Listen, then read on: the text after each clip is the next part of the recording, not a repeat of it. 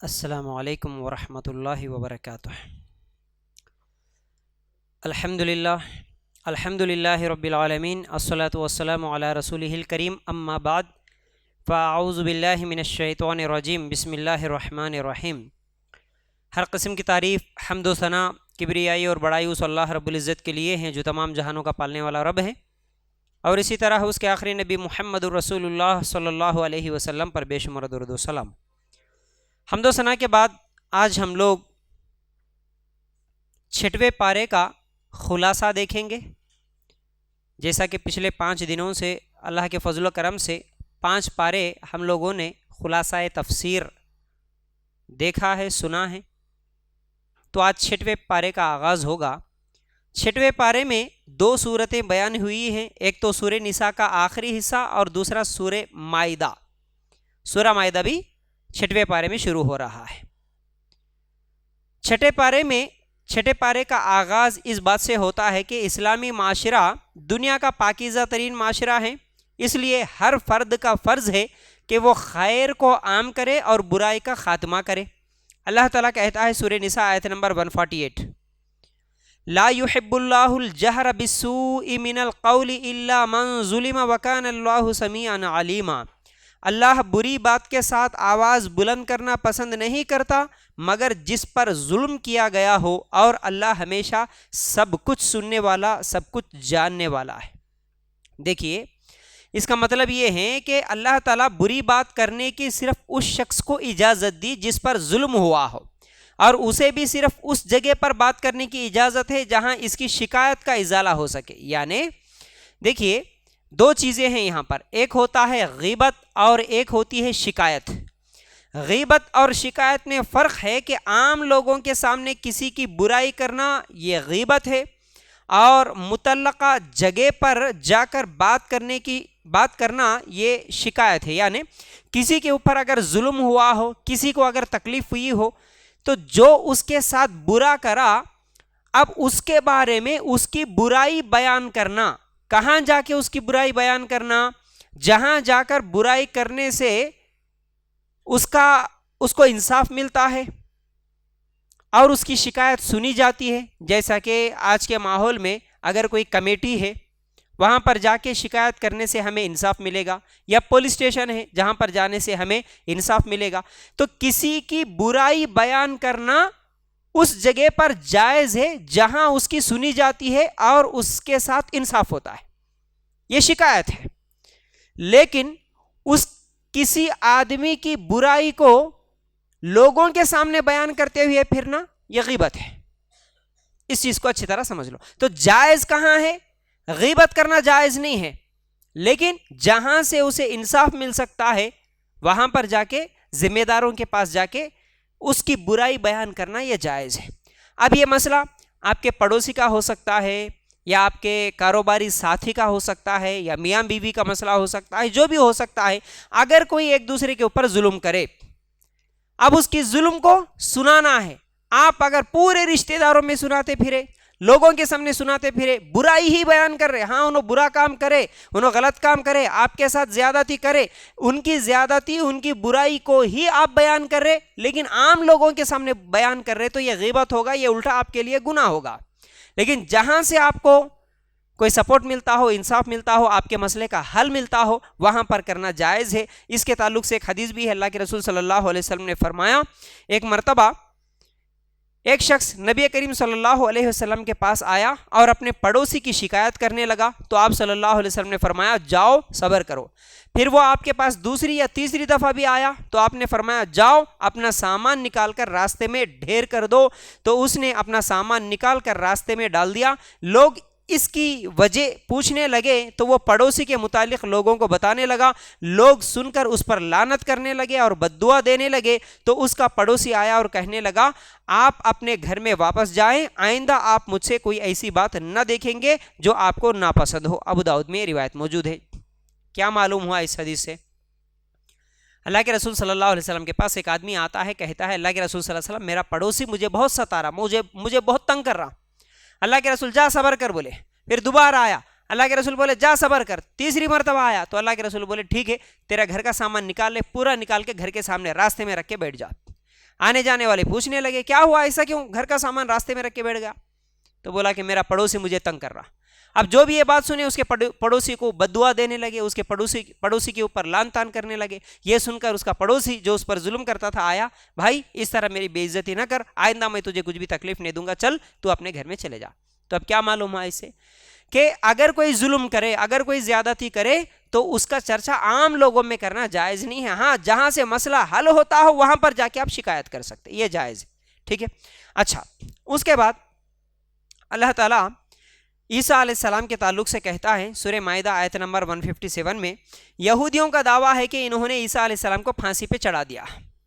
یعنی یہودی یہ کہتے ہیں یہ کہ عیسیٰ علیہ السلام, کیونکہ عیسیٰ علیہ السلام توحید کی دعوت دینے کے لیے آئے یہودیوں کے پاس, تو یہودی بات نہیں مانے, اور ان کا یہ معمول بھی تھا کہ وہ انبیاء سے کیا ہے نفرت کرتے, انبیاء کی بات نہیں مانتے, بلکہ کئی انبیاء کو انہوں نے قتل بھی کر دیا. تو عیسیٰ علیہ السلام کو بھی قتل کرنے کی وہ پلاننگ کرے, لیکن اللہ تعالیٰ عیسیٰ علیہ السلام کی جگہ ان کی جیسی شکل کسی اور کو بنایا. اللہ تعالیٰ عیسیٰ علیہ السلام کو آسمان پہ اٹھا لیا.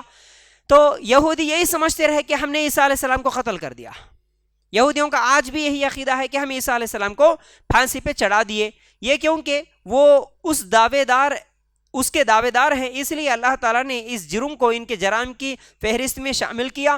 اور عیسائی سمجھتے ہیں کہ انہیں پھانسی دی گئی ہے, عیسائی سمجھتے ہیں کہ ان کو یعنی عیسیٰ علیہ السلام کو پھانسی دی گئی. اس لیے عیسائی یہودیوں کو اپنا دشمن سمجھتے تھے, یعنی دشمن ہے کیونکہ ہمارے نبی کو عیسیٰ علیہ السلام کو یہ لوگ پھانسی پہ چڑھائے, اس لیے عیسائی یہودیوں سے دشمنی کر رہے. جب عیسائی طاقتور ہو گئے تو یہودی ڈر گئے, اور عیسائی ہم سے کہیں بدلہ نہ لے, یہ ڈر بھی ان کے اندر تھا. تو انہوں نے ایک پلاننگ کے تحت عیسائیوں میں یہ عقیدہ پھیلا دیا کہ عیسیٰ علیہ السلام اللہ تعالیٰ کے بیٹے ہیں. جب یہودیوں کو ڈر ہوا تو یہ عقیدہ پھیلا دیا کہ عیسیٰ علیہ السلام اللہ کے بیٹے ہیں. انہوں نے پھانسی پا کر تمام عیسائیوں کے گناہوں کا کفارہ ادا کر دیا. آج بھی عیسائیوں کا عقیدہ یہی ہے کہ عیسیٰ علیہ السلام جو سولی پہ چڑھے, پھانسی ان کو جو دی گئی ہے, یہ ہمارے یعنی جتنے بھی عیسائی ہیں ہم تمام لوگوں کے گناہوں کے کفارے کے طور پر عیسیٰ علیہ السلام پھانسی پہ چڑھے. اس لیے جو بھی عیسائی ہوتا اس کا کوئی گناہ نہیں ہوتا, جو بھی عیسائی بن جاتا اس کے گناہ پورے معاف ہو جاتے. ہمارے گناہوں کے لیے عیسیٰ علیہ السلام پھانسی پہ چڑھے, یہ آج بھی عیسائیوں کا عقیدہ ہے. یہ یہودی اس طرح پھیلا دیے. تو اس کے تعلق سے اللہ تعالیٰ کہتا ہے سورہ نساء آیت نمبر 157-158 میں, وَمَا قَتَلُوهُ وَمَا صَلَبُوهُ وَلَكِنْ شُبِّهَ لَهُمْ وَإِنَّ الَّذِينَ اخْتَلَفُوا فِيهِ لَفِي شَكٍّ مِّنْهُ مَا لَهُمْ بِهِ مِنْ عِلْمٍ إِلَّا اتِّبَاعَ الظَّنِّ وَمَا قَتَلُوهُ يَقِينًا بَلْ رَفَعَهُ اللَّهُ إِلَيْهِ وَكَانَ اللَّهُ عَزِيزًا حَكِيمًا. حالانکہ نہ انہوں نے اسے قتل کیا اور نہ اسے سولی پر چڑھایا, اور لیکن ان کے لیے کسی کو مسیح کا شبیہ بنا دیا گیا, اور بے شک وہ لوگ جنہوں نے اس کے بارے میں اختلاف کیا یقیناً اس کے متعلق بڑے شک میں ہیں. انہوں نے اس کے متعلق گمان کی پیروی کے سوا کچھ علم نہیں, اور انہوں نے اسے یقیناً قتل نہیں کیا بلکہ اللہ نے اسے اپنی طرف اٹھا لیا, اور اللہ ہمیشہ سے ہر چیز پر غالب کمال حکمت والا ہے.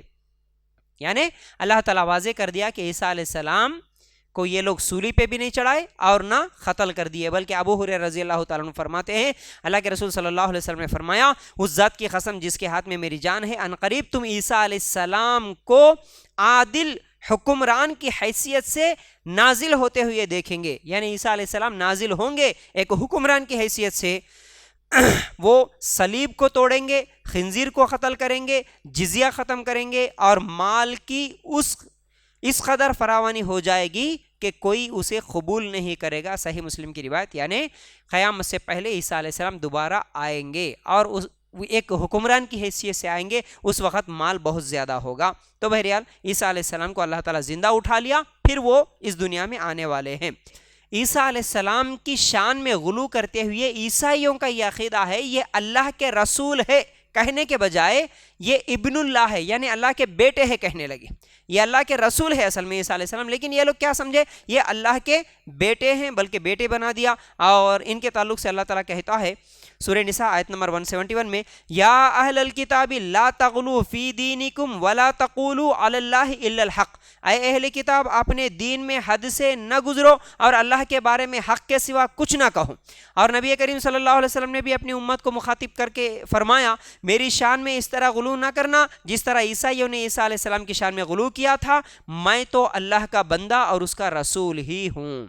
تو اللہ کے رسول صلی اللہ علیہ وسلم بھی بولے میں بھی اللہ کا بندہ ہوں، میری شان میں بھی غلو مت کرو، اور عیسیٰ علیہ السلام بھی کیا ہے؟ اللہ کے بندے ہیں، اللہ کے بیٹے نہیں ہوتے۔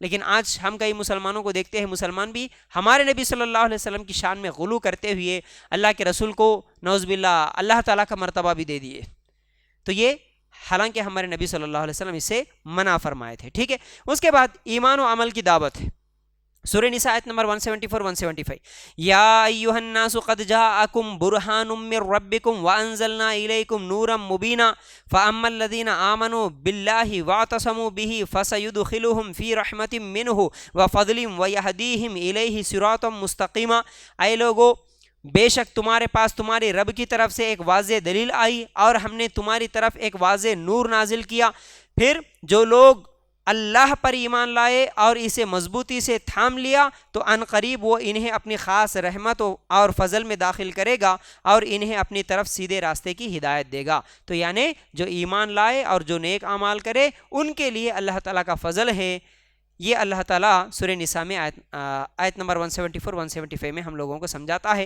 تو اب سورہ مائدہ شروع ہو رہا ہے۔ سورہ مائدہ، مائدہ کا مطلب ہوتا ہے دسترخوان۔ اس صورت میں ایک دسترخوان کا واقعہ بیان ہوا ہے۔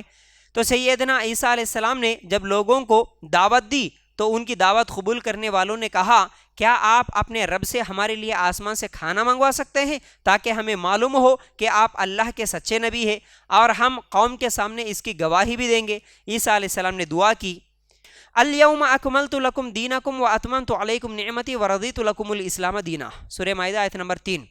آج میں نے تمہارے لیے تمہارا دین مکمل کر دیا اور تم پر اپنی نعمت پوری کر دی اور تمہارے لیے اسلام کے دین کی حیثیت سے پسند کر لیا، اسلام کو دین کی حیثیت سے پسند کر لیا، یعنی اللہ تعالیٰ ہمارے دین کو مکمل کر دیا۔ اسلام مکمل دین ہے، اسلام کمپلیٹ دین ہے اور اللہ تعالیٰ اس کو پسند کر لیا اور اللہ تعالیٰ اسی سے راضی ہے، اسلام سے۔ تو جب اسلام کمپلیٹ ہے، ہمارے نبی صلی اللہ علیہ وسلم کی زندگی میں ہمارا دین کمپلیٹ ہوا، تو اب ہمارے نبی صلی اللہ علیہ وسلم کے انتقال کے بعد اگر کوئی آدمی یہ بھی ثواب ہے، یہ بھی دین ہے، یہ کرے تو بھی آپ کو فائدہ ملتا، یہ نماز پڑھے تو بھی ثواب ملتا، یہ عید کرے تو بھی ثواب ملتا، اس طرح اگر کوئی نئی چیز بتاتا جو ہمارے نبی صلی اللہ علیہ وسلم نے نہیں بتائی تو پھر وہ عمل اسلام نہیں ہو سکتا، اس سے ہم کو ثواب نہیں ملتا۔ اس لیے ہم جو بھی عمل کریں گے دیکھنا 1450 سال پہلے کیا ہمارے نبی صلی اللہ علیہ وسلم اس کا کرنے کا حکم دیے یا نہیں، ٹھیک ہے۔ پھر اسی طرح اس آیت کے تعلق سے ایک یہودی عمر رضی اللہ تعالیٰ عنہ سے کہتا ہے آپ اپنی کتاب قرآن میں ایک ایسی آیت پڑھتے ہیں کہ اگر ہم یہودیوں کو کتاب میں یہ آیت نازل ہوئی ہوتی تو ہم اس کے نزول کے دن عید بنا لیتے۔ یہودی بول رہا عمر رضی اللہ تعالیٰ عنہ سے، ایک ایسی آیت ہے تمہاری قرآن میں، اگر وہ ہم پر نازل ہوتی تو ہم اس دن عید بنا لیتے۔ تو عمر رضی اللہ تعالیٰ عنہ سوال کرتے ہیں وہ کون سی آیت ہے؟ اس نے یہ آیت پڑھی، یہودی ہو کر بھی یہ آیت الیوم اکملت لکم دینکم یہ آیت پڑھ کر سنایا۔ تو اس وقت عمر رضی اللہ تعالیٰ عنہ کہتے ہیں ہم اس دن اور اس جگہ کو جانتے ہیں جب یہ آیت رسول اللہ صلی اللہ علیہ وسلم پر نازل ہوئی تھی۔ آپ ذوالحجہ عرفہ میں تھے اور جمعہ کا دن تھا، وہ صحیح بخاری میں یہ حدیث موجود ہے، یعنی یہ آیت ذوالحجہ کے مہینے میں عرفہ کے دن یہ آیت نازل ہوئی اور اس وقت اللہ تعالیٰ نے کیا کہا تمہارا دین مکمل ہوا۔ لیکن یہودی کیا بول رہا؟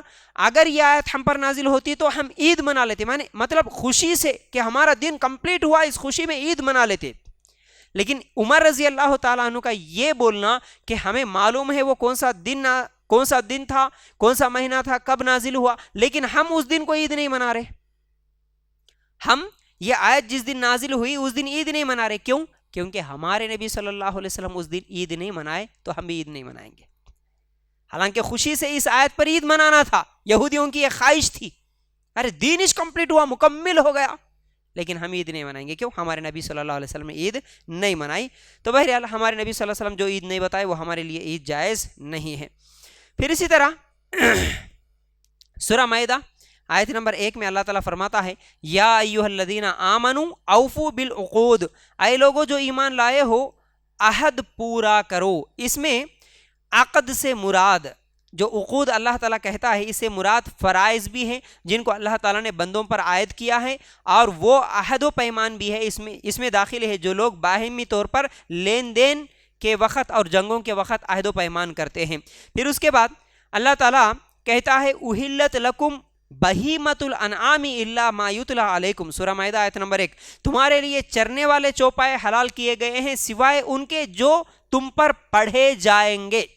یعنی کون سے جانور حلال ہے کون سے جانور حرام ہے اللہ تعالیٰ نے واضح کر دیا۔ جن جانوروں کے حرمت کی وضاحت کر دی گئی ہے وہی حرام ہے، ان کے علاوہ باقی سب حلال ہے۔ یعنی اللہ تعالیٰ جس جانور کے بارے میں قرآن و حدیث میں بولا کہ یہ جانور حرام، یہ جانور حرام، یہ جانور حرام، اس کے علاوہ باقی تمام جانور ہمارے لیے حلال ہے۔ پھر اسی طرح اللہ تعالیٰ کہتا ہے احلت لکم بہیمۃ الانعام الا ما یتلی علیکم، تمہارے لیے چرنے والے چوپائے حلال کیے گئے ہیں سوائے ان کے جو تم پر پڑے جائیں گے۔ ان کے علاوہ عام حالات میں مردار، خون، خنزیر جو غیر اللہ کے نام پر ذبح ہوا ہے وہ جائز نہیں ہے، وہ حرام ہے۔ اور کوئی جانور کسی وجہ سے زخمی ہو جائے تو اگر اسے ذبح کر لے تو وہ حلال ہوگا، اگر اسے اسی زخم میں اگر وہ مر گیا تو وہ ہمارے لیے حرام ہو جائے گا۔ پھر اسی طرح جن سدھائے ہوئے جانوروں میں سے تم شکار کرتے ہو، اگر وہ شکار کو زندہ پکڑ لے تو ذبح کر لو، اگر جانور نے پکڑا اور وہ مر گیا تب بھی کھا لو، بشرط یہ کہ شکاری جانور نے اس میں سے کچھ کھایا نہ ہو۔ اگر وہ کچھ کھا لیا تو پھر وہ حرام ہو جائے گا۔ یعنی اس میں تفصیل سے اللہ تعالیٰ بتایا کون سا جانور حرام ہے کون سا جانور حلال ہے۔ تو ذبح کرنے سے پہلے اگر کوئی زخمی ہو گیا جانور لیکن اگر ہم اسے ذبح کر دیے تو پھر وہ حلال ہو جائے گا، لیکن اسی حالت میں زخمی حالت میں اگر وہ مر گیا تو پھر وہ ہمارے لیے حلال نہیں ہوگا۔ پھر اسی طرح شکاری جانور، یعنی اگر کوئی شکاری کتا بھی پالا ہوا ہے اور اسی طرح اور کوئی چیز شکار کرنے کے لیے پالتے ہیں، بہت سارے لوگ کچھ پرندے بھی پالتے ہیں، تو اگر وہ شکار کرنے کے لیے تم چھوڑے اور اگر وہ کسی جانور کو پکڑ لیا اور لے کے آیا اس کے مالک کے پاس تو بھی وہ حلال ہے، اگر اسے ذبح کر لیا تو بھی حلال ہے، ذبح نہیں کیا تو بھی حلال ہے۔ شکاری جانور اسے پکڑ لیا وہ مر گیا تو بھی حلال ہوگا، شرط یہ ہے کہ جب تک کہ وہ شکار کرنے والا جانور اس جانور کو کھا نہ لے، اپنے لیے نہ کھا لے تو حلال ہے، لیکن اپنے لیے کچھ کھا لیا تو پھر وہ حرام ہے۔ اس طرح اللہ تعالیٰ حلال حرام جانور کون سے ہے تفصیل سے بیان کر رہا ہے ان آیاتوں میں۔ اچھا یہاں رک کے میں آپ کو ایک علم اضافہ کے لیے ایک اور بات بھی بتانا چاہتا ہوں۔ کتا اگر کسی برتن میں منہ ڈالے صرف تو کیا کرنا ہوگا؟ کسی برتن میں منہ ڈال دیا کتا تو کیا کرنا؟ صاف برتن ہے اس میں کچھ کھانا نہیں ہے، سالن نہیں ہے، صاف برتن ہے، کوئی کٹوری ہے، کوئی بگونا ہے گھر میں عام استعمال کرنے کا، اس میں آ کے خالی کتا منہ ڈالا تو کیا کریں گے؟ اس کو دھو لینا، صرف دھو لینے سے پاک ہو جاتا؟ مٹی سے دھونا؟ ہاں، یہ یاد رہنا ہم لوگوں کو مسئلے، یہی تو ہم لوگوں کو مسائل یاد ہونا، کون سی چیز حلال ہے کون سی چیز حرام ہے، کون سا برتن حلال ہے، یہ بھی اللہ تعالیٰ واضح کر دیا۔ اگر کتا منہ ڈالے تو اس برتن کو 7 مرتبہ دھونے کا حکم ہے، 1 مرتبہ سے حلال نہیں ہوتا، پاک نہیں ہوتا۔ وہ کتا صرف منہ ڈال دیا تو 7 مرتبہ دھونا ہوگا۔ اب اگر کتا شکاری کرا کسی جانور کو، وہ تو خالی منہ ڈال دیا، منہ ڈالنے سے برتن کو 7 مرتبہ دھونا ہوا۔ اب یہ تو کتا جب پکڑتا ہے تو بولو دانتوں سے پکڑتا، دم سے پکڑتا؟ دانت سے ہی پکڑتا، تو وہ تو پکڑ کے لے کے آیا دانتوں سے، اب وہ حلال ہے کہ حرام ہے؟ وہ حلال ہے۔ ایسے کیسے حلال ہوگا؟ منہ ڈالنے سے 7 مرتبہ دھونا پڑا، یہ تو پکڑ کے لے کے آیا دانتوں میں، منہ میں پکڑ کے لے کے آیا، کسی جانور کو، خرگوش وغیرہ کو پکڑ کے لے کے آیا، وہ حلال ہو گیا۔ کیوں حلال ہوا؟ فرق یہ ہے جس کتے کو تم علم سکھائے تو وہ کتا جو پالا وہ مالک کے لیے پکڑ کے لے کے آنا، خود نہیں کھانا۔ اس میں اللہ تعالیٰ کیا بولا یہی آیتوں میں، وہ جانور جو شکاری کا تم پالے وہ اپنے لیے خود نہیں کھانا کچھ بھی، صرف پکڑنا اور مالک کے لیے لے کے آ کے واپس دے دینا تو وہ حلال ہے۔ تو اس میں علم کی فضیلت بھی بیان کرتے ہیں علماء، ایسے ایسی آیتوں سے، ایسے ایسی حدیثوں سے ایسے ایسے نکتے نکالتے نا، ہم حیران ہو جائیں گے. یعنی وہ کتے میں اور یہ کتے میں فرق ہے. عام کتا اگر آ کے جس کے پاس علم نہیں ہے، جو پالا ہوا کتا نہیں ہے، شکاری کتا نہیں ہے، وہ کتا آ کے برتن میں بھی منہ ڈال دیا تو اس کو 7 مرتبہ دھونا پڑتا. لیکن جو کتا شکار کے لیے پالے، اس کو علم دیے، اس کو ٹریننگ دیے. کون سا علم؟ کہ تو جانور پکڑے گا، تیرے لیے نہیں کھائے گا، وہ لے کے تیرے مالک کے لیے دے گا. اس طرح کی ٹریننگ جس کتے کو دی گئی، اس کے علم کی وجہ سے وہ حلال ہوگا. یہ علم کی فضیلت بھی بتاتے ہیں علماء اس طرح. تو سمجھ رہے؟ تو یاد رکھو، اب گھروں میں کوئی کتا آ کے اچانک منہ ڈال دیا تو کیا کریں گے؟ ویسے ہی پکا کے کھائیں گے؟ نہیں، جائز نہیں ہے، 7 مرتبہ دھونا ہوگا. ٹھیک ہے. اچھا، اب اللہ تعالیٰ یہ سورہ مائدہ آیت نمبر 3 میں کہتا ہے حرمت علیکم المیتۃ والدم ولحم الخنزیر وما اہل لغیر اللہ بہ والمنخنقۃ والموقوذۃ والمتردیۃ والنطیحۃ وما اکل السبع الا ما ذکیتم وما ذبح علی النصب وان تستقسموا بالازلام. تم پر مردار حرام کیا گیا، اور خون اور خنزیر کا گوشت، اور جو جس پر غیر اللہ کا نام پکارا جائے، اور گلا گھونٹنے والا جانور جسے چوٹ لگی ہو اور گرنے والا، اور جسے سینگ لگا ہو، اور جسے پرندے نے کھایا ہو، مگر جو تم ذبح کر لو، اور جو تھانوں پر ذبح کیا گیا ہو، اور یہ کہ تم تیروں کے ساتھ قسمت معلوم کرو. تو بہرحال اس میں حلال اور حرام کی تمیز، کون سا جانور حلال ہے کون سا جانور حرام ہے، اللہ تعالیٰ نے واضح کر دیا. ٹھیک ہے.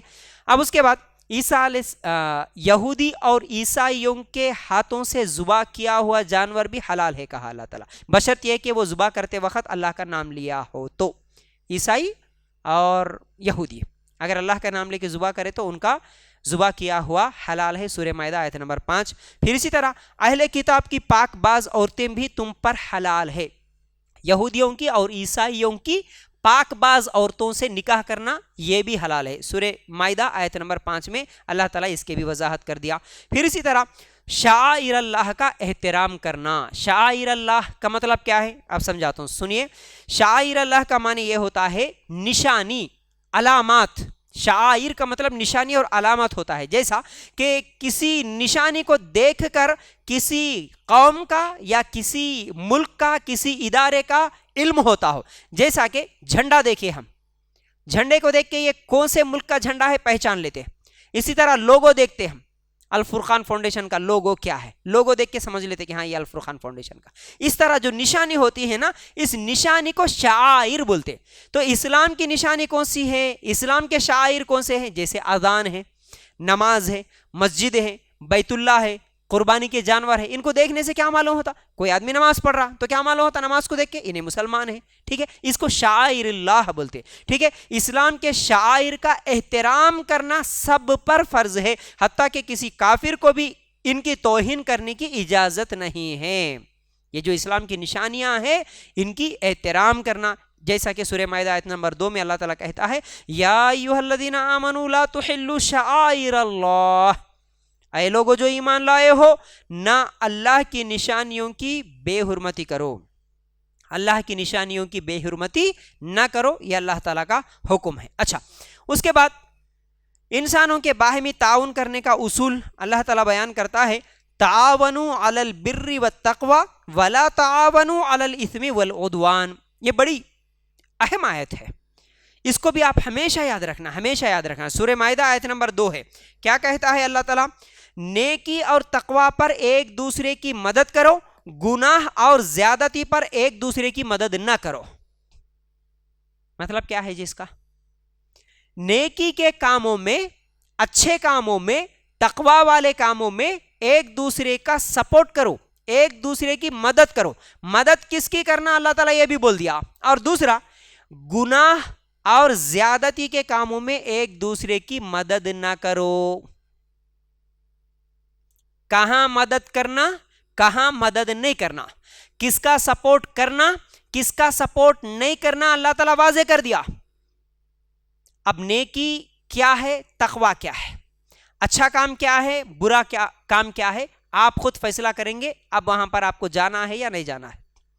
اب مثال کے طور پر ایک آدمی شادی کر رہا ہے اور اس شادی میں رسمیں ہیں، رواجیں ہیں، بے پردگی ہے، ڈی جے ہے، ڈھول ہے، ڈانس ہے، ویڈیو کیمرہ ہے، سود پہ پیسہ لایا ہوا ہے، جہیز لیا ہوا ہے، جوڑے کی رقم لیا ہوا ہے. اب یہ نیکی کا کام ہے؟ اب جواب دینا آپ مجھے. نیکی کا کام، تقوی کا کام ہے. یہ اللہ سے ڈر کے کام کر رہا کیا؟ تقوی بولے تو اللہ سے ڈرنا. اب یہ اللہ کے ڈر سے کرنے والا کام ہے کیا؟ نہیں. اب اس کام میں سپورٹ کر سکتے؟ ہاں تو ہاں بولو، نہ تو نہ بولو. اللہ تعالیٰ حکم دے رہا ہے یہاں پر گناہ اور زیادتی کے کام میں سپورٹ مت کرو بول رہا. اب یہ گناہ ہے یا نیکی ہے؟ گناہ ہے. ویڈیو کیمرہ ہی ہے، باقی کچھ بھی نہیں ہے. یہ گناہ ہے یا نیکی ہے؟ گناہ ہے. تو شادی میں جا سکتے؟ نہیں جا سکتے. سپورٹ مت کرو بول رہا. نہیں، تم جا کے اگر خالی مل کے بھی مبارکبادی دے کے آئے جائز نہیں ہوگا اس آیت کے حساب سے. گناہ کا کام ہے، نہیں جا سکتے. اب اس پر تم کچھ بھی، اب کچھ لوگ مل کے کیا کر رہے بھائی، وہ سود کا اگریمنٹ کر لے رہے، سمجھو کوئی پیسوں کا لین دین کر رہے، یا پھر وہ گھروں کا جو بولتے ہیں نا، رہن کے گھر اور کون سے بولتے، ایسے کون سے بھی چیزوں میں آپ کو بلائے بھائی آپ گواہ رہو، آؤ. گواہ بن سکتے آپ؟ نہیں بن سکتے، کیونکہ گناہ کا کام ہے. گناہ کے کام میں کسی بھی قسم کا سپورٹ نہیں کر سکتے. گناہ کے کام میں کوئی پیسے بھی مانگ رہا، آپ کو مدد مانگ رہا، بول رہا کہ بھائی وہ عام طور پر ہمارے ماحول میں جو چٹھیاں ڈالنے والے ہر مہینہ قریب آتے، آج چٹھی ہے بولے تو 1-2 دن پہلے سے لوگوں سے پیسے مانگتے، ادھار مانگتے. بھائی چٹھی ہے میری، ایک 5,000 روپے کی ضرورت ہے، 5,000 روپے دیتا ہوں، فوراً چٹھی اٹھا کے لا کے تمہارے پیسے تمہارے کو واپس دے دیتا ہوں بول کے مانگتے پھرتے بہت سارے لوگ. کیا ان کو دے سکتے؟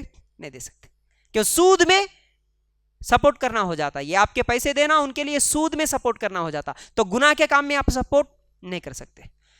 تو ایسا کون سا بھی کام یاد رکھ لو آپ، جتنے بھی کام، جتنی مجلسیں، جتنے اعمال تم کر رہے وہ نیکی کا ہے یا گناہ کا ہے، سوچ لینا.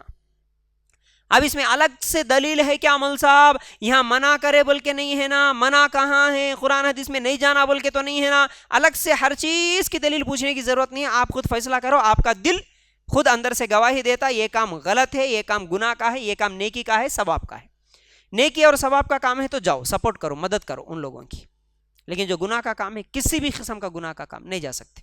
خاص طور سے ہمارے کالج میں جانے والی بچیاں، بچے، پارٹیاں ہوتی، ڈانس کی محفلیں ہوتی، نہیں جا سکتے، نہیں جا سکتے. گناہ کا کام ہے، سپورٹ بالکل نہیں، کسی قسم کی مدد نہیں کر سکتے. تو اس چیز کو اچھی طرح یاد رکھ لو. سورہ مائدہ آیت نمبر 2 میں اللہ تعالیٰ نیکی اور تقوی کے کام میں ایک دوسرے کی مدد کرو، لیکن گناہ اور زیادتی والے کاموں میں مدد مت کرو. یہ بھی دعوت ہے، یہ بھی دعوت ہے کہ ان کو ان کے گناہ کا احساس دلانا. ارے نہیں دیے تو کیا سمجھتے کہ ناراض ہو جاتے ہوں گے، ان کی فلان دعوت میں نہیں گئے تو ناراض ہو جاتے ہوں. ناراض ہو گئے تو 1000 بار ناراض ہو جائے، اللہ کے لیے ناراض کر لو، کوئی مسئلہ نہیں، اللہ تعالیٰ پھر سے ان کو راضی کر لیتا. الحمدللہ. لوگوں کے لیے اللہ کو ناراض نہیں کرنا، اس چیز کو یاد رکھو. لوگوں کے لیے اللہ کو ناراض نہیں کریں گے، اللہ کے لیے لوگوں کو ناراض کرو، کوئی مسئلہ نہیں. لیکن آج الٹا ہو رہا، آج اکثر لوگ انہوں کیا بولتے کہ انہوں کیا بولتے کہ انہوں کیا سمجھتے کہ انہوں کیا سمجھتے کہ، اس طرح کی باتیں بولتے ہوئے لوگ کیا کرتے، اللہ کو ناراض کر دیتے، اللہ کے احکامات کو چھوڑ دیتے. لیکن اس ایک آیت کو یاد رکھو، اس ایک آیت کی بنیاد پر، اس ایک آیت کی بنیاد پر آپ کے کئی مسائل حل ہو جائیں گے الحمدللہ. اور جب سے میری نظروں میں یہ آیت ہے ماشاءاللہ، جان بوجھ کے میں کسی کو غلط کاموں میں سپورٹ نہیں کرا آج تک، اور میرے گھر والوں کو بھی، اور میرے گھر والے بھی الحمدللہ دونوں بھی بیٹھے ہوئے. اللہ کے فضل و کرم سے سگی بہن کی شادی تھی ہمارے ثنا کی اور حمیرہ کے بھی سگی بہن کی شادیاں تھیں، لیکن وہاں پر وہ شادی سنت طریقے پہ نہیں ہو رہی تھی. ہم نے انکار کر دیا الحمدللہ، ہم نہیں گئے. ان کی سگی بہن کی شادی میں وہ نہیں گئے. لین دین کا مسئلہ ہے، جوڑا کا رقم ہے، ویڈیو ہے، ڈانس ہے، کچھ بھی ہے، ایک بھی اگر غلطی ہم نہیں جائیں گے، انکار کر دیں گے الحمدللہ. اسی طرح کئی ہمارے رشتہ دار شادیاں ہوتی ہے سنت طریقے پہ ہو رہا بول کے معلوم ہو کے میں یہ سمجھ کے گیا، لیکن جانے کے بعد معلوم ہوا کہ فوراً اوپر چڑھنے کے بعد دیکھا کہ وہاں پر ایک ویڈیو کیمرہ چل رہا ہے. ارے یہ کیا ہو گیا، یہ تو جہیز نہیں لیا اور سنت طریقے پہ شادی کر رہا، ہنڈا بغیر جوڑے کی رقم کے نکاح کر رہا بول کے ہم لوگ آ گئے. لیکن جاتے ویڈیو کیمرہ دکھا، معلوم ہوا، فوراً میں کال کر دیا، اوپر سے نیچے اتر کے آ گیا آپ کے کلاسک فنکشن ہال میں سے. الحمدللہ میرے گھر والے بھی میری بات مان لیتے ہیں، جو گناہ کا کام ہے ان کو بھی احساس ہے، وہ نہیں جاتے، وہ ضد بھی نہیں کرتے. اور ہم ہوٹلوں میں کھا کے نکل جاتے، شادیوں سے واپس آ جاتے ہیں، لیکن گناہ کا کام ہو رہا معلوم ہوا، ہم نہیں رہتے وہاں پر. اگر اس طرح ہر مسلمان، وہ جو احساس ہوتا نا، اصل میں یہ اپنے اپنے ایمان کی نشانی ہے جی. جس کا ایمان جتنا رہتا نا وہ اتنا برائیوں سے بچ کے رہتا. جیسا کہ ابو بکر صدیق رضی اللہ تعالیٰ عنہ، ایک مرتبہ ان کا غلام کھانا لا کے دے دیا، کوئی چیز کھجور یا میٹھا کچھ تو بھی لا کے دے دیا، وہ کھا لیے. کھانے کے بعد بولا، اے ابو بکر، میں جو لا کے دیا نا آپ کو وہ کیا تھا معلوم ہے؟ میں اسلام قبول کرنے سے پہلے کہانت کرتا تھا، ہاتھ دیکھتا تھا لوگوں کو. تو ایک آدمی کو میں ہاتھ دیکھا اور وہ چلے گیا. اب ملا وہ مجھے لے کے آ کے اس دن کے پیسے، اچھا تم جو کہانت کرے تھے نا، چلو اس کے پیسے بول کے لے کے آ کے دیا. ان پیسوں سے میں جو کھانا بنایا تھا وہ لے کے آ کے آپ کو دیا. ابو بکر صدیق رضی اللہ تعالیٰ انگلیاں ڈال کے اندر چلے گیا، کھا لیے، نگل لیے، انگلیاں ڈال ڈال کے حلق سے الٹی کر دیے. یہ حرام ہے، یہ میرے لیے جائز نہیں ہے. یہ اپنے اپنے ایمان کی نشانی ہوتی ہے. حالانکہ نہیں معلوم ہو کے کھائے تھے ابو بکر صدیق رضی اللہ تعالیٰ، جائز تھا، نہیں معلوم ہو کے کھا لیے، کوئی مسئلہ نہیں تھا. لیکن الٹی ڈال کے نکال دینا یہ ٹاپ کلاس ایمان کی نشانی ہے. تو وہ ایمان جو آنکھوں کے سامنے برائیاں دیکھتے ہوئے، ویڈیو کیمرہ دیکھتے ہوئے، ڈی جے کے، ڈھول کے گانوں کے آوازاں سنتے ہوئے، عورتوں کے پاس سے حرام طریقے سے جہیز جوڑے کی رقم لیتے ہوئے، بیاج پہ سود پہ لاتے ہوئے کھانا کھلاتے ہیں اور ان کی مجلسوں میں جا کے کھا کے ان کو مبارکبادی دے کے آتے ہیں، وہ اپنے اپنے ایمان کی کمزوری کی علامت ہے. اتنی اللہ کی نافرمانی ہو رہی پھر بھی وہ مجلس میں جانے کا دل کیسے کرتا؟ دل میں تکلیف کیوں نہیں ہوتی؟ ایمان والے کو ڈر پیدا ہوتا، ارے ایسی مجلس میں شریک کیسے ہو گیا؟ اللہ کی لعنت ہے ایسی مجلسوں پر، اللہ کا عذاب ہے ایسی مجلسوں پر، اس میں کیسے چلے گیا؟ تو کان بند کر لے کے راستہ ڈھونڈ ڈھونڈ کے معلوم کر کے پھر وہاں سے نکل کے بھاگ کے آ گئے. تو ایک انسان جو ایمان والا ہوتا ہے وہ برداشت نہیں کر سکتا کسی غلط کام کو دیکھنے کے بعد. وہ حرام ہے، حرام ہے، اب ہاں بیٹھ کے سکون سے میں کھانا کھاتا ہوں، یہ ایمان والا برداشت نہیں کر سکتا، 5-10 منٹ کے لیے بھی برداشت نہیں کر سکتا. تو آپ خود اپنے اپنے ایمان کا جائزہ لینا، ہمارا ایمان کیسا ہے. اللہ تعالیٰ حکم دے دیا نیکی کے کام میں، تقوی کے کاموں میں مدد کرو، گناہ کے کام میں مدد مت کرو. آپ کا وہاں جانا گناہ کے کام میں، اس کو سپورٹ مل گیا، بس مدد مت کرو. وہ میرا سگا بھائی ہی کیوں نہ ہو، میری سگی بہن ہی کیوں نہ ہو، کتنی بھی بڑی اچھی دعوت دے رہی ہو، پورے لوگ مل کے جا رہے ہیں، میرا پورا خاندان مل کے جا رہا ہے، لیکن وہ گناہ کی دعوت ہے، میں نہیں جاتا. یہ ایسا ایمان ہونا ہمارا. کوئی بھی ایسی مجلس. تو بہرحال یہ سورہ مائدہ آیت نمبر 2 ہے. اچھا، اس کے بعد وضو، غسل اور تیمم کا طریقہ. اللہ تعالیٰ سورہ مائدہ آیت نمبر 6 میں یہاں پر وضو اور غسل اور تیمم کا طریقہ بتاتا ہے. جیسا کہ یا ایھا الذین آمنوا اذا قمتم الی الصلاۃ فاغسلوا وجوہکم وایدیکم الی المرافق وامسحوا برؤوسکم وارجلکم الی الکعبین وان کنتم جنوبا فطہروا وان کنتم مرضی او علی سفر او جاء احد منکم من الغائط او لامستم النساء فلم تجدوا ماء فتیمموا صعیدا طیبا فامسحوا بوجوہکم وایدیکم منہ ما یرید اللہ لیجعل علیکم من حرج ولکن یرید لیطہرکم ولیتم نعمتہ علیکم لعلکم تشکرون. سورہ مائدہ آیت نمبر 6. اے لوگو جو ایمان لائے ہو، جب تم نماز کے لیے اٹھو تو اپنا منہ اور اپنے ہاتھ کوہنیوں تک دھو لو اور اپنے سروں کا مسح کرو اور اپنے پاؤں ٹخنوں تک دھو لو، اور اگر جنوبی ہو تو غسل کر لو، اور اگر تم بیمار ہو یا کسی سفر پر یا تم میں سے کوئی قضائے حاجت سے آیا ہو یا تم نے عورتوں سے مباشرت کی ہو، پھر پانی نہ پاؤ تو پاک مٹی کا قصد کر لو، بس اس سے اپنے چہروں اور ہاتھوں کا مسح کر لو. اللہ نہیں چاہتا کہ تم پر کوئی تنگی کرے، اور لیکن وہ چاہتا ہے کہ تمہیں پاک کرے، اور تاکہ وہ اپنی نعمت تم پر پوری کرے تاکہ تم شکر ادا کرو. جیسا کہ تیمم کے بارے میں اس سے پہلے بھی میں آپ لوگوں کے سامنے واضح کر دیا، کہیں پر اگر ہم لوگوں کو پانی نہیں ملتا تو پاک مٹی لے لینا. دیواروں پہ مارنا یہ سنت سے ثابت نہیں، مٹی پہ ہی مارنا ہوگا. ہاتھ، 2 ہاتھ مٹی پہ ماریں گے، چہرے پہ اور ہاتھوں پہ پھیر لیں گے، بس ہو گیا. کیسی بھی ناپاکی ہو، کیسی بھی ناپاکی ہو. اور اگر کبھی ہاسپٹل میں بھی شریک ہو گئے، آپ کو ڈاکٹر نے منع کیا، آپ زخمی ہیں، پٹیاں وغیرہ بھی لگے ہوئے ہیں، آپ نہا نہیں سکتے، لیکن آپ ناپاکی کے حالات میں ہیں، تب بھی مٹی لیں گے، چہرے پہ ہاتھ پہ پھیر لیں گے اور اسی بیڈ پہ ویسے ہی لیٹے لیٹے نماز پڑھیں گے، نماز ہو جائے گی. تیمم کر لو، نماز پڑھو. میں ناپاک ہوں نا اس لیے میں نماز نہیں پڑھتا ہوں، نہیں. پاک کرنے کا طریقہ اللہ تعالیٰ، تیمم کا آسان طریقہ اللہ تعالیٰ ہم لوگوں کو بتا دیا. اسی طرح ٹرین میں بھی اگر کبھی سفر کر رہے اگر وہاں پر بھی پانی نہیں ہے تو آپ ساتھ میں پاک مٹی لے کے جاؤ, مٹی پہ ہاتھ مارو اور نماز پڑھ لو, ٹھیک ہے. اچھا, اس کے بعد اللہ تعالیٰ سورہ مائدہ آیت نمبر 8 میں کہتا ہے, یا ایھا الذین آمنوا کونوا قوامین للہ شہداء بالقسط ولا یجرمنکم شنآن قوم علی الا تعدلوا اعدلوا هو اقرب للتقوی واتقوا اللہ ان اللہ خبیر بما تعملون. اے لوگو جو ایمان لائے ہو, اللہ کی خاطر خوب قائم رہنے والے, انصاف کے ساتھ گواہی دینے والے بن جاؤ, اور کسی قوم کی دشمنی تمہیں ہرگز اس بات کا مجرم نہ بنا دے کہ تم عدل نہ کرو. عدل کرو, یہ تقوی کے زیادہ قریب ہے, اور اللہ سے ڈرو, بے شک اللہ اس سے پوری طرح باخبر ہے جو تم کرتے ہو. اللہ تعالیٰ اس آیت میں ہم لوگوں کو عدل کرنے کا حکم دے رہا ہے. عدل کیسے کرنا؟ ہر ایک کے ساتھ عدل کرو, انصاف کرو, لیکن کسی قوم کی دشمنی تمہیں مجرم نہ بنا دے, یعنی نا انصافی کرنے پر مجبور نہ کرے. مطلب یہ ہے کہ ہر حال میں تمہیں انصاف کرنا ہے. جیسا کہ کل کے بیان میں شاید یا پرسوں کے درس میں آپ لوگوں کے سامنے رکھا, سگے ماں باپ کے خلاف بھی اگر تم لوگوں کو کچھ بات بولنا ہو, اگر ماں باپ کی غلطی ہو, تب بھی آپ انصاف سے کام لیں گے, انصاف کریں گے. نہیں میرے ماں ہے, میری باپ ہے اور میرے رشتہ دار ہے, بلکہ ان کی محبت میں نا انصافی نہیں کریں گے. پھر اسی طرح یہاں پر اللہ تعالیٰ ایک اور بات بول رہا کہ کسی قوم کی عداوت, دشمنی تمہیں عدل اور انصاف سے نہ روک دے. مطلب دوسرے خاندان سے اگر آپ کو پہلے سے دشمنی ہے سمجھو, یا آپ کے پڑوسی سے پہلے سے آپ کا جھگڑا ہے, دشمنی ہے سمجھو, تو ان کی جو پہلے سے دشمنی ہے لیکن اب جھگڑا ہوا کسی اور مسئلے میں, تو اس جھگڑے میں ہاں انہوں پہلے سے دشمن ہے نا, چلو اب ہم جھوٹ بول کے ان کے ساتھ ناانصافی کریں گے.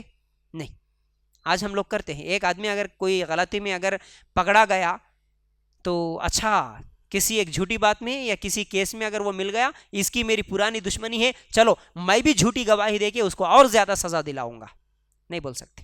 اس کی آپ کی دشمنی پہلے سے ہوں گی, الگ چیز میں ہوں گی, وہ دشمنی وہیں پر رکھیں گے آپ. لیکن اب کیونکہ اگر تمہارے چہیتے, تمہارے قریبی لوگوں کی دشمنی ہے یعنی غلطی ہے, لیکن آپ کے جو دشمن ہے وہ حق پر ہے, تو آپ انصاف کریں گے. ہاں بھائی, جو حق پر ہے اس کی حق بات کی گواہی دیں گے, نا انصافی نہیں کریں گے. ٹھیک ہے, پرانی دشمنی کو اگر ایک لفظ میں آپ اس بات کو سمجھنا ہے, پرانی دشمنیوں کو ذہن میں رکھ کے کسی کے اوپر ظلم نہیں کریں گے. پرانی دشمنیاں ذہن میں رکھ کے انہوں غلط نہیں بھی کرے تو ہاں انہوں غلط ہے بول کے ہم لوگ نہیں بولیں گے. اس چیز کو ذہن میں رکھ لینا. ہم لوگ کیا کرتے ہیں, ایک دشمنی اگر پہلے کبھی ہوئی سو ہے, کبھی پہلے بہت دن پہلے جھگڑا ہوئے سو ہے, اس کی دشمنی دل میں ایسا رکھتے, ایسا پالتے, موقع ملے جب بھی اس کے اوپر وہ دشمنی نکال لینا, اس کا بدلہ نکال لینے کی کوشش کرتے. یہ غلط ہے. سورہ مائدہ آیت نمبر 27 سے لے کے 31 تک اگر آپ لوگ پڑھیں گے, اس کا ترجمہ میں آپ لوگوں کے سامنے رکھ رہا ہوں. اور ان پر آدم کے 2 بیٹوں کی خبر کی تلاوت حق کے ساتھ کر, جب ان دونوں نے کچھ قربانی پیش کی تو ان میں سے ایک کی قبول کر لی گئی اور دوسرے کی قبول نہ کی گئی. اس نے کہا میں تجھے ضرور ہی قتل کر دوں گا. اس نے کہا بے شک اللہ متقی لوگوں ہی سے قبول کرتا ہے. اگر تو نے اپنا ہاتھ میری طرف اس لیے بڑھایا کہ مجھے قتل کرے, تو میں ہرگز اپنا ہاتھ تیری طرف اس لیے بڑھانے والا نہیں کہ تجھے قتل کروں, اس لیے بڑھانے والا نہیں کہ میں تجھے قتل کروں. بے شک میں اللہ سے ڈرتا ہوں جو سارے جہانوں کا رب ہے. میں تو یہ چاہتا ہوں کہ تو میرا گناہ اور اپنا گناہ لے کر لوٹے, پھر تو آگ والوں میں سے ہو جائے, اور یہی ظالموں کی سزا ہے. تو اس کے لیے اس کے نفس نے اس کے بھائی کا قتل پسند بنا دیا, اس کا بھائی کا قتل اس کے لیے اس کا نفس پسند بنا دیا, سو اس نے اسے قتل کر دیا.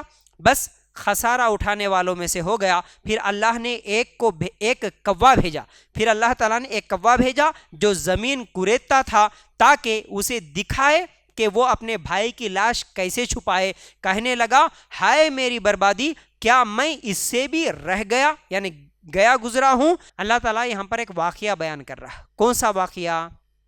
آدم علیہ السلام کے 2 بیٹوں کا واقعہ. آدم علیہ السلام کے 2 بیٹوں کا واقعہ جن کا نام حابیل اور قابیل ہے.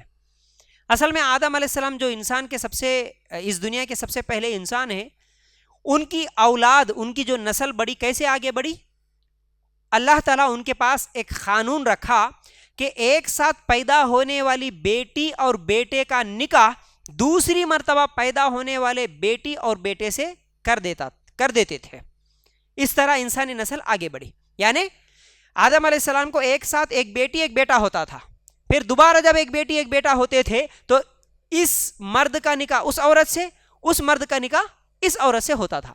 لیکن حابیل قابیل کا مسئلہ یہ ہے, حابیل جو تھا وہ اچھا نیک تھا, قابیل جو تھا وہ گناہگار تھا, اس کی نیت بری تھی.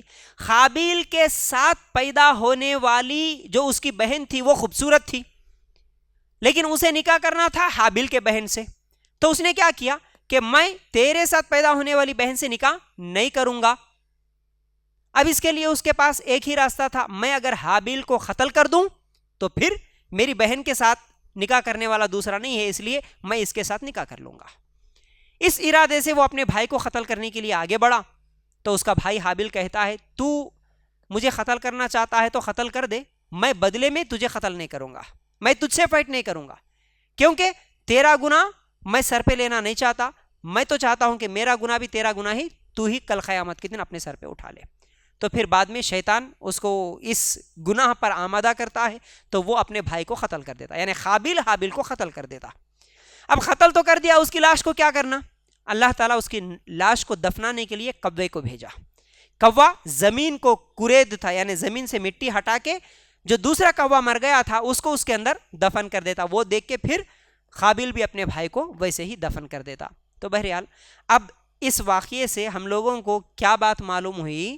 ایک حدیث صحیح بخاری میں اللہ کے رسول صلی اللہ علیہ وسلم فرماتے ہیں, جب بھی کوئی انسان ظلم سے قتل کیا جاتا ہے تو آدم علیہ السلام کے سب سے پہلے بیٹے کے نام اعمال میں بھی اس کا قتل کا گناہ لکھا جاتا ہے. آدم علیہ السلام کے بیٹے کے کھاتے میں بھی سب سے پہلے یہ گناہ لکھا جاتا ہے, کیونکہ قتل ناحق کی بنا سب سے پہلے اسی نے قائم کی تھی. یعنی سب سے پہلے اس دنیا میں قتل کرنے والا قابیل تھا. تو آج دنیا میں جتنے بھی قتل ہو رہے ان سب کا گناہ قابیل کے نام اعمال میں لکھا جاتا. تو اس سے ایک اہم بات یہ معلوم ہوئی, جو آدمی سب سے پہلے کوئی گناہ کا کام شروع کرتا, اس گناہ کو دیکھ کر جتنے لوگ گناہ کرتے نا ان سب کو پہلے گناہ کرنے والے کے نام اعمال میں ان سب کا گناہ لکھا جاتا ہے. اسی طرح اگر کوئی نیکی کا کام شروع کرتا, اس نیکی کو دیکھ کر جتنے لوگ وہ نیکی کریں گے نا ان سب کی نیکیوں کا ثواب بھی پہلے نیکی کرنے والے کو اللہ تعالیٰ دے دیتا. اور ان کی نیکی میں بھی کمی نہیں ہوتی, ان کے گناہ میں بھی کمی نہیں ہوتی. اس چیز کو بھی ذہن میں رکھ لینا. تو آج کے دور میں آپ خاص طور سے جو سنتیں مٹتی ہوئی نظر آتی ہیں, جو جائز کام تھا لیکن اس کو آج مسلمان ناجائز سمجھ لیے, ایسا کوئی اچھا کام تم شروع کرو, تمہارے معاشرے میں وہ کام نہیں کر رہے لوگ لیکن وہ صحیح کام ہے, اسے تم شروع کرو, اور اس اچھے کام کو دیکھ کر جتنے لوگ وہ اچھا کام کریں گے ان سب کا ثواب بھی آپ کو ملے گا. تو اس کی اگر بہترین مثال آج کے ماحول میں آپ لینا چاہتے ہیں تو وہ شادی, نکاح, جس کو اللہ کے رسول صلی اللہ علیہ وسلم نے النکاح من سنتی کہا, نکاح میری سنت ہے بولا. تو وہ سنت جو اللہ کے رسول صلی اللہ علیہ وسلم کے زمانے میں تھی, نکاح کا جو طریقہ تھا, اسے آج کافروں کے طریقے پہ بدل دیا گیا. آج ہمارے نکاح کافروں کے طریقے, عیسائی اور یہودیوں کے طریقے پہ ہو رہے. تو اس نکاح کے سسٹم کو بدل کے اگر آج آپ یا آپ کے بچوں کے نکاح ویسے کرو جس میں کوئی شادی کی دعوت نہیں, جس میں کوئی جوڑے کی رقم نہیں, جس میں کوئی ایک سامان بھی دولہے والوں کو دینے کی ضرورت نہ پڑے, جس میں باراتیوں کو کھلانے کی ضرورت نہ پڑے, سنت طریقے پہ کم سے کم خرچے میں, جس میں فوٹو نہیں, جس میں ویڈیو نہیں, جس میں کم سے کم خرچے میں نکاح ہو, ایسا نکاح اگر آپ کرے یا آپ کے بچوں کا کرے, اس کو دیکھ کر اگر کسی اور نوجوان کے دل میں بھی وہ خواہش ہو, جتنے لوگ اس سنت پہ عمل کرتے ہوئے نکاح کریں گے ان سب کا ثواب آپ کو بھی ملے گا انشاءاللہ. تو ایسے طریقے جو اچھے طریقے ہیں وہ فالو کرنے کی کوشش کرو. لیکن ہم لوگ اکثر مسلمان کیا کرتے, جو نیا طریقہ, جو برا طریقہ ہے اسے دیکھ کر اس طریقے کو فالو کرنے کی کوشش کرتے. اس کی اگر مثال دیکھنا ہو تو آج برتھ ڈے پارٹیز, اینیورسریز کس کے طریقے پہ ہو رہی ہے؟ عیسائیوں کے طریقے پہ. اس کو دیکھا دیکھی میں, اس کو کھانے کے لیے گھر میں کھانا نہیں رہتا, ادھار کرتے ہوئے قرضے کرتے ہوئے کھاتا, لیکن برتھ ڈے برابر کرتا ہی نہیں. جیسا کہ اس آیت کو بھی یاد رکھ لینا, سورہ مائدہ آیت نمبر 2, نیکی کے کاموں میں سپورٹ کرو، برائی کے کاموں میں سپورٹ مت کرو۔ آپ کوئی برتھ ڈے منا رہا تو جائیں گے؟ آپ نہیں جا سکتے۔ وش کریں گے؟ نہیں کر سکتے۔ کم از کم سٹیٹس پہ ہیپی برتھ ڈے سسٹر لگا سکتے اس کے نام کے ساتھ؟ نہیں۔ یہ برائی کے کام میں سپورٹ کرنا ہوتا۔ وش کرنا بھی گناہ ہے، وش کرنا بھی سپورٹ کرنے کے مانند ہے۔ تو کیا سمجھ میں آئی؟ تو گناہ کرنے والا جو بھی پہلے شروع کرا اس کو دیکھ کر، اگر تمہارے خاندان میں کوئی آج تک برتھ ڈے نہیں کرے تھے لیکن تم برتھ ڈے کرنا شروع کرے، تمہارے کو دیکھ کے جتنے لوگ برتھ ڈے کریں گے ان سب کا گناہ تمہارے سر پر ہوگا، یاد رکھو۔ تمہارے خاندان میں کوئی بھی آج تک ایسی فیشن پرستی نہیں کرے تھے جیسی فیشن پرستی تم شروع کرے، چاہے وہ آئی بروز بنانے کی ہو یا پھر کوئی اور ایسی چیز یا ایسا رسم، ارے اچھا کرے بھائی، اچھا مزہ آیا۔ اب تمہارے اس فنکشن میں، تمہارے اس فیشن پرستی کو، تمہارے اس غلط کام کو دیکھ کر تمہارے خاندان میں جتنے لوگ کریں گے ویسا ہم بھی کرتے بول کے، تو ان سب کا گناہ تمہارے سر پر بھی ہوگا۔ تو اس چیز کو یاد رکھ لینا، ٹھیک ہے؟ ہاں، اگر تم نیکی کا کام شروع کرے، جیسا کہ نیکی کا کام کیا ہے؟ تمہارا اجتماعات میں آنا۔ مثالیں دوں تو میں ہزاریں مثالیں دے سکتا ہوں۔ تمہارا نیکی کا کام شروع کرنا، تم تجوید سیکھ سکتے، تم دوسروں کو سکھا سکتے، تم گھروں میں اجتماعات قائم کر سکتے۔ ایک نیکی کا کام شروع کرے، تمہارے کو دیکھ کے تمہارے خاندان میں، تمہارے رشتہ داروں میں، تمہارے پڑوس میں، ارے انہوں کر رہے بھائی اچھا کام، ہم بھی ویسا کریں گے بولے تو وہ نیکی، جتنے بھی لوگ تمہارے اس نیکی کو دیکھ کر کریں گے ان سب کا ثواب تم کو بھی ملے گا انشاءاللہ، ٹھیک ہے؟ تو یاد رکھو۔ اچھا، اس کے بعد اللہ تعالیٰ سورہ مائدہ میں کچھ قانون بھی رکھا، جیسا کہ بہت سارے قانون، اسلامی قانون ہیں، جس میں سورہ مائدہ آیت نمبر 33 میں اللہ تعالیٰ کہتا ہے ان لوگوں کی جزا جو اللہ اور اس کے رسول سے جنگ کرتے ہیں اور زمین میں فساد کی کوشش کرتے ہیں، یہی ہے کہ انہیں بری طرح قتل کیا جائے، یا انہیں بری طرح سولی دی جائے، یا ان کے ہاتھ اور پاؤں مختلف سمتوں سے بری طرح کاٹے جائے، یا انہیں اس سرزمین سے نکال دیا جائے، یا ان کے لیے دنیا میں رسوائی ہے اور ان کے لیے آخرت میں بہت بڑا عذاب ہے۔ کون؟ جو اللہ اور اس کے رسول سے جنگ کرنے کی کوشش کرتے ہیں، ان کی سزا اللہ تعالیٰ یہاں پر بتا رہا۔ پھر اسی طرح چوری کرنے والے کی سزا بھی بتا رہا۔ چوری کرنے والے کی سزا کیا ہے؟ سورہ مائدہ آیت نمبر 38، والسارق والسارقۃ فاقطعوا ایدیہما جزاء بما کسبا نکالا من اللہ واللہ عزیز حکیم۔ اور جو چوری کرنے والا اور جو چوری کرنے والی ہے سو دونوں کے ہاتھ کاٹ دو، اس کی جزا کے لیے جو ان دونوں نے کمایا اللہ کی طرف سے عبرت کے لیے، اور اللہ سب پر غالب کمال حکمت والا ہے۔ تو یہ اسلامی قانون ہے، چوری کرنے والے کے ہاتھ کاٹے جائیں گے۔ اب یہ کتنا کاٹے جائیں گے؟ 10 روپے چوری کرا تو پورا ہاتھ کاٹ دیں گے؟ نہیں۔ اب اس آیت کو سمجھنا ہوگا تو کہاں دیکھیں گے؟ حدیث میں دیکھیں گے۔ اس لیے میں پہلے سے سمجھا رہا ہوں، کیا قرآن کی تفسیر ایک تو قرآن کرتی ہے یا قرآن کی تفسیر حدیث کرتی ہے، تو ہمیں قرآن حدیث کا علم ہو تو پھر جب جا کے اس کا مکمل جواب ہم لوگوں کو ملتا ہے، ٹھیک ہے؟ پھر اسی طرح بہت سارے یہاں پر اللہ تعالیٰ سورہ مائدہ میں اسلام کے جو قانون ہے، کس کی کیا سزا ہونا، یہ اللہ تعالیٰ اس میں بیان کرتا ہے۔ اب اس کے بعد یہودیوں کے جرائم بھی بیان کرتا ہے، اس کے بعد عیسائیوں کے جرائم بیان کرتا ہے۔ عیسائیوں کا جرم کیا تھا؟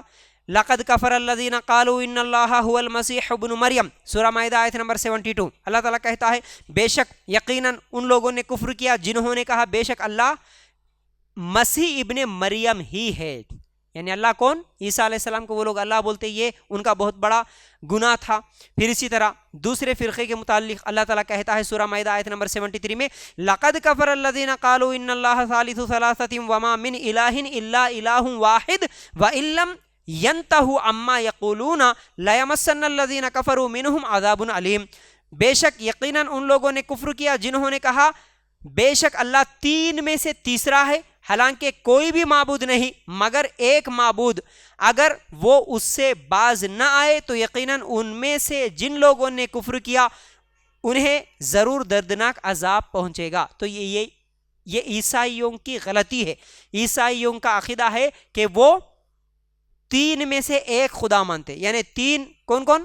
عیسیٰ علیہ السلام، مریم علیہ السلام اور یہوہ بولتے، یعنی اللہ کو بھی، یعنی یہ تین بھی خدا سمجھتے، اور پھر عیسیٰ علیہ السلام کو بھی اللہ کا بیٹا سمجھتے۔ تو یہ ان کے غلطیاں ہیں، یہ ان کا غلط عقیدہ ہے۔ پھر اس کے بعد یہود و نصارہ سے دوستی کرنے سے بھی اللہ تعالیٰ منع کرتا ہے، سورہ مائدہ آیت نمبر 51 سے لے کے 57 تک۔ اس کا مطلب دوستی کرنے کا مطلب آپ بات چیت رکھ سکتے ہیں آپ اسکول میں کالج میں کاروبار میں ہیں تو بالکل آپ ایک دوسرے سے دوستی کرتے ہیں، لیکن جو گہری دوستی ہوتی ہے دل کے اندر سے جو محبت والی دوستی ہوتی ہے وہ نہ کرے، اس سے اللہ تعالیٰ منع کرتا ہے۔ اب آخر میں ایک اہم آیت ہے جو آپ لوگوں کے سامنے رکھ کے انشاءاللہ بات کو یہیں پر مکمل کریں گے۔ اللہ کے نیک بندوں کی صفت، اللہ کے سچے بندوں کی صفت اللہ تعالیٰ بیان کرتا ہے سورہ مائدہ آیت نمبر 54 میں۔ اب وہ کیا ہے ذرا غور سے سنو۔ یا ایھا الذین آمنوا من یرتد منکم عن دینہ فسوف یأتی اللہ بقوم یحبهم ویحبونہ اذلۃ علی المؤمنین اعزۃ علی الکافرین یجاہدون فی سبیل اللہ ولا یخافون لومۃ لائم ذلک فضل اللہ یؤتیہ من یشاء واللہ واسع علیم۔ بڑی بہترین آیت ہے، یاد رکھنا اس کو۔ اے لوگو جو ایمان لائے ہو، اللہ تعالیٰ کہتا ہے اے لوگو، اے وہ لوگو جو ایمان لائے ہو، اے مسلمانوں، تمہارے لیے اللہ کا حکم ہے۔ کیا بول رہا اللہ تعالیٰ؟ تم میں سے جو کوئی اپنے دین سے پھر جائے تو اللہ عنقریب ایسے لوگ لائے گا کہ وہ ان سے محبت کرے گا اور وہ اس سے محبت کریں گے۔ مطلب کیا ہے؟ اگر تم لوگ دین سے پھر گئے یعنی اسلام کو چھوڑ دیے، جیسا کہ آج بہت سارے لوگ مرتد ہو جا رہے، اسلام چھوڑ دے رہے، بہت سارے نوجوان خاص طور سے کالج میں پڑھنے والی اور جاب کرنے والی، یہ لوگ بہت زیادہ تیزی کے ساتھ اسلام کو چھوڑ رہے ہیں، کیونکہ وہ لوگ سائنس بول کے ایک تو سائنس دماغ میں بٹھا رہے، دوسری بات ان کو بچپن سے دین کی تعلیم نہیں دیے، وہ لوگ قرآن کا بھی اس طرح پڑھے نہیں سمجھے نہیں، قرآن کو کیا ہے صرف رٹا مار کے بچپن میں کبھی سیکھ لیے تو اسے چھوڑ دیے، اور دنیا کی محبت ان کے دلوں میں آ گئی، اور اسی طرح یہ فلموں کی طرف سے، سیریلوں کی طرف سے اور کافروں کی طرف سے ایسے ایسے اذکار، ایسے ایسے نظریات ان کے دلوں میں ڈال دی گئی، دنیا کی محبت بٹھا دی گئی، تو وہ کیا کرتے؟ دنیا کی محبت میں، ہاں بھائی آخرت نہیں ہے، کہاں ہے جنت، کہاں ہے جہنم، جو بھی ہے یہ دنیا میں ہی ہے، کچھ دن کے مزے ہیں، چلو مرنے کے بعد کیا لے کے جانا، اسی لیے کیا کرو؟ انجوائے کرو۔ انجوائے کرنے میں کیا کرو؟ کوئی بھی جاب کرتے سو جگہ کوئی کافر مل گیا، کوئی غیر مسلم مل گیا، کوئی عیسائی مل گیا، دوستی ہو گئی اس کے ساتھ، خاص طور سے جاب کرتے سو جگہ تو اکثر یہ ہوتا ہی ہوتا ہے۔ بہت سارے لوگ سوال کرتے ہیں مجھ سے، آپ پڑھتے سو جگہ بھی جہاں پر اسلامی تعلیم نہیں ہے، دنیاوی تعلیم ہے، وہاں پر اسلام کو چھوڑ کے، شریعت کو چھوڑ کے ہماری بچیاں بے پردہ ہو کے ایک ساتھ ایک ٹیبل پہ بیٹھ کے ایک دوسرے کے ساتھ بات کرتے ہوئے، کئی مسائل حل کرتے ہوئے کالجوں میں بیٹھتی ہیں۔ جب بازو میں اگر کوئی غیر مسلم بیٹھے گا اور وہ بھی اس کو بغیر نوز پیس کے، بغیر فیس کور کے وہ دیکھے گا، اب ایک دوسرے کے ڈاؤٹس بھی کلیئر کر لیں گے، ایک دوسرے کے بکس بھی شیئر کر لیں گے، تو اب کیا ہوگا بھائی؟ فتنہ ہونا ہی ہونا ہے، فتنہ ہونا ہی ہونا ہے۔ اب وہاں پر محبت بڑھے گی، وہاں پر دوستی بڑھے گی، پھر وہ دوستی محبت کی شکل لے لے گی، تو پھر اس کے بعد اس کی محبت میں ماں کو چھوڑ دے گی، باپ کو چھوڑ دے گی، اسلام کو بھی چھوڑ دے گی، اسلام چھوڑ دے کے غیر مسلموں کا مذہب اختیار کرتے ہوئے اس کے ساتھ نکاح کر دے کے مرتد ہو جا رہی ہے۔ آج کئی لڑکیاں، کئی لڑکے بھی ایسا کر رہے ہیں، اور کئی غریب مسلمان غریب ہونے کی وجہ سے بیماریوں کی شفا کے لیے دواخانے میں جاتے ہیں، کئی ایسے ہاسپٹلز، کئی ایسی تنظیمیں جو ان پر محنت کرتی ہے عیسائیوں کی، جو ان کو فری میں علاج کرواتی ہے، وہ اسلام چھوڑ دیتے ہیں اور عیسائیت میں مل جاتے ہیں۔ تو ایسے لوگ جو مرتد ہو رہے، چاہے وہ غریبی کی وجہ سے ہو رہے، یا کسی کی محبت میں ہو رہے، یا کسی دنیا کی محبت میں ہو رہے، یا لالچ کی وجہ سے ہو رہے، جس کسی بھی وجہ سے اسلام چھوڑ دے رہے، اس سے اللہ کا کوئی نقصان ہوگا؟ نہیں ہوگا۔ اللہ تعالیٰ نے واضح کر دیا، اگر کوئی دین سے پھر جائے تو اس میں اللہ کا کوئی نقصان نہیں ہوگا۔ اللہ تعالیٰ عنقریب ایسے لوگ لائے گا، اللہ ان سے محبت کرے گا، وہ اللہ سے محبت کریں گے۔ تم سب کے سب مسلمان بھی اگر مرتد ہو جاؤ، اللہ کا کوئی نقصان نہیں ہوگا، لیکن اللہ تعالیٰ تمہاری جگہ ایسی قوم کو لائے گا، ایسے لوگوں کو اللہ تعالیٰ پیدا کرے گا جو تم سے زیادہ اللہ سے محبت کریں گے۔ آج ہم دیکھتے ہیں اس کی زندہ مثال، کئی مسلمان جو اسلام چھوڑ کے مرتد ہو جا رہے، لیکن اللہ تعالیٰ کئی غیر مسلموں کو ہدایت دے رہا، وہ آ کے اسلام قبول کر کے دعوت دین کا کام کرتے ہیں، مسلمانوں کو اسلام کی دعوت دیتے ہیں، ماشاءاللہ مسلمانوں کو اسلام سکھا رہے۔ آج غیر مسلم جو اسلام قبول کرے سو ہے۔ اللہ تعالیٰ اسی قوم کو لائے گا، بلا لاتا بھی ہے اللہ تعالیٰ۔ اصل میں یہاں پر کیا سمجھا رہا تھا، آیت کہاں سے شروع ہوئی؟ اللہ تعالیٰ کیا بول رہا؟ تم دین سے پھر گئے تو پھر جاؤ، اللہ تعالیٰ بعد میں ایسی قوم کو لائے گا جو تم سے زیادہ اللہ سے محبت کریں گے۔ تو اگر ہم گناہ کریں اللہ عذاب نازل کرے گا دشمنوں کے ذریعے سے ہمارے اوپر، وہ دشمن ہمیں ختم کر دیں گے، لیکن ان دشمنوں کو اللہ تعالیٰ بعد میں ہدایت دے گا، ان کے ہی نسل سے کوئی اسلام قبول کرے گا، پھر وہ اللہ سے اتنی زیادہ محبت کریں گے، اللہ ان سے بھی اتنی زیادہ محبت کرے گا، پھر کیا کریں گے وہ مومنوں پر بہت نرم ہوں گے اور کافروں پر بہت سخت ہوں گے۔ وہ لوگ جو بعد میں اسلام قبول کر کے آئیں گے نا، اللہ تعالیٰ جن کو لائے گا نا، یہ سب ہمارے لیے ایک وارننگ ہے۔ اصل میں اللہ تعالیٰ کیا بول رہا، تم مسلمان، تم آج نمازاں چھوڑ رہے، تم آج بے پردہ گھوم رہے، تم آج ناچ رہے، تم آج ڈانس کر رہے، تم آج سود کھا رہے، تم آج اسلام چھوڑ دے کے بھاگ جا رہے، تم یہ سب کر رہے تو کرو، اللہ کا کچھ بھی نقصان نہیں ہوگا، تم سب ختم ہو جاؤ گے، تمہارے اوپر دشمنوں کو بھیج کے اللہ تعالیٰ تمہارے کو سزا دے گا، عذاب دے گا، تم ختم ہو جاؤ گے۔ اس کے بعد اللہ تعالیٰ ان لوگوں میں سے ایسے لوگوں کو پیدا کرے گا جو تم سے زیادہ اللہ سے محبت کریں گے، اللہ کا کوئی نقصان نہیں کر سکتے تم۔ یہ اللہ تعالیٰ وارننگ دے رہا ہم لوگوں کو۔ تو ان لوگوں کی صفت یہ ہوگی، پہلے تو وہ اللہ سے سب سے زیادہ محبت کریں گے، اور دوسرا وہ مومنوں پر بہت نرم دل ہوں گے، ایک دوسرے سے محبت کرنے والے، مسلمانوں کا سپورٹ کرنے والے، مسلمانوں سے ان کی مدد کرنے والے۔ پھر اسی طرح کافروں پر سخت ہوں گے، وہ لوگ تمہاری طرح کافروں سے دوستی کرتے ہوئے ان کی محبت میں اسلام کو چھوڑنے والے نہیں ہوں گے۔ پھر اس کے بعد وہ اللہ کے راستے میں جہاد کریں گے، اللہ کے راستے میں وہ لوگ لڑیں گے، اور وہ کسی ملامت کرنے والے کی ملامت سے نہیں ڈریں گے۔ وہ لوگ ایسے ہوں گے کا مطلب ایسے اصل میں آج ہم کو ہونا ہے، اگر ہم نہیں ہوں گے تو ہم کو مٹا کے اللہ ایسے لوگوں کو لاتا۔ تو ملامت کرنے والوں کی پرواہ نہیں کریں گے، اس کا مطلب کیا ہے؟ اسلام پہ عمل کرتے ہوئے کوئی تمہارا مذاق اڑائے گا، کوئی تمہیں تانے دے گا، کوئی تمہیں چھیڑے گا، کوئی تمہیں ستائے گا، ان کی پرواہ نہیں کریں گے، ہٹ جاؤ، ہم اسلام پہ عمل کر رہے، عمل کرتے رہیں گے، مرتے دم تک کریں گے۔ کوئی تمہاری برقعے کی مذاق اڑائے گا آج، ارے انہوں مذاق اڑا رہے نا، کیا کرنا، ناراض نہیں ہوں گے۔ تم توحید پر رہیں گے، تم شرک کو ختم کریں گے، تم بدعتوں کو ختم کریں گے، لوگ مذاق اڑائیں گے، ارے تم کیسے ہو، تم تو 24 نمبر کے ہو، تم تو فلاں ہو، تم تو ایسے ہو، تم تو ویسے ہو، تم تو گمراہ ہو گئے۔ کتنا بھی مذاق اڑائے، ملامت کرنے والوں کی کوئی پرواہ نہیں کریں گے، کتنا بھی ملامت کرو، ہم کو اس سے کوئی لینا دینا نہیں، ہم کو قرآن اور حدیث پہ عمل کرنا ہے۔ تو ایسے رہیں گے وہ لوگ۔